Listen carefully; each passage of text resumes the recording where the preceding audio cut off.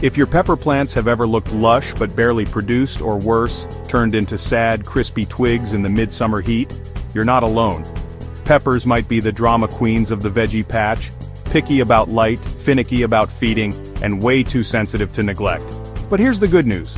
Once you understand what makes them tick, peppers are actually super generous and easy to grow. Let's dig into the most common mistakes beginner gardeners make with pepper plants, and how to grow a thriving, fruit-loaded pepper patch instead. First things first, let's talk planting technique. Unlike tomatoes, which love to be buried deep, peppers do not appreciate having their stems submerged in soil. A classic newbie move is planting them too deep, thinking it'll give them extra stability or root growth, but pepper stems are prone to rot when buried, and they don't sprout roots the way tomato stems do. So when you transplant your peppers, plant them at the same depth they were in their pot, no deeper. Keep that stem high and dry and your plant will thank you. Now before you even move that plant to its new home, there's a simple trick that can make a big difference. Pinch off the lower leaves a day or two before transplanting. It might feel counterintuitive, but removing those low-hanging leaves keeps them from sitting in damp soil where diseases love to fester. Plus, it redirects energy to root development right when your plant needs it most. Think of it like clearing the clutter so your pepper can focus on moving in and setting up strong roots.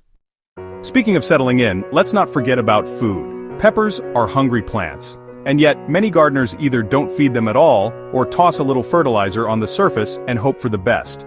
The truth is, peppers need consistent and generous nutrition, especially when they're just getting started. A great base mix includes a balanced organic granular fertilizer, something like a 5-5-5 or 4-4-4 blend. Mix it directly into the soil at planting time. Once watered in, the soil microbiome will start breaking it down and feeding your plant over time.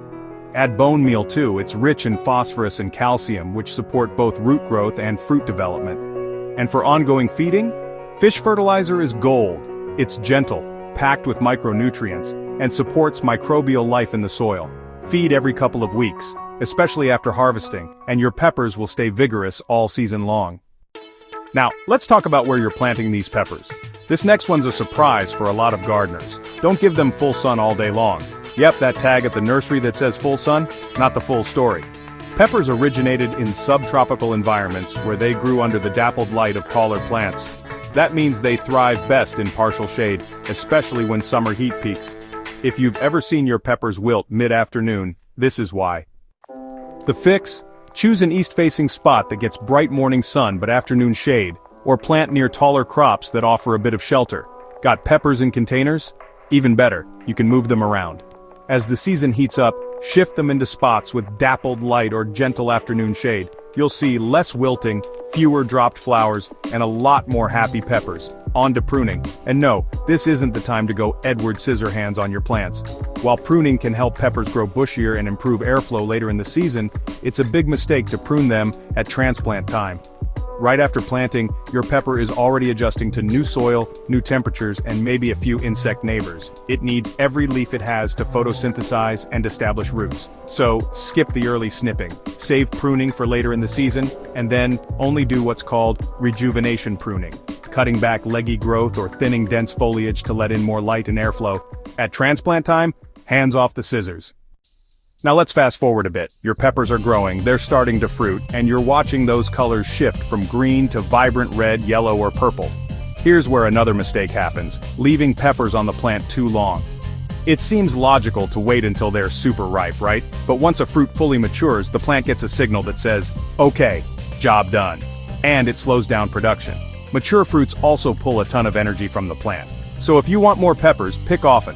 Harvest when the color is at its brightest and the skin looks glossy.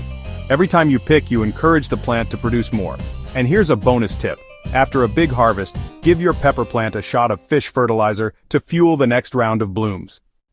When you put it all together, planting at the right depth, prepping those lower leaves, feeding properly, giving the right light, pruning at the right time, and harvesting consistently, you're setting yourself up for a wildly productive pepper season. Most of these mistakes are super easy to fix, and once you do, your pepper plants will absolutely reward you. So whether you're into sweet bells, spicy jalapenos, or full-on fire-breathing habaneros, take these tips to heart and let your peppers shine. If you found this helpful, give it a like, subscribe for more garden goodness, and drop a comment if you've made one of these mistakes before. No shame, we've all been there. Now go give your peppers the love they deserve, and get ready for your best harvest yet.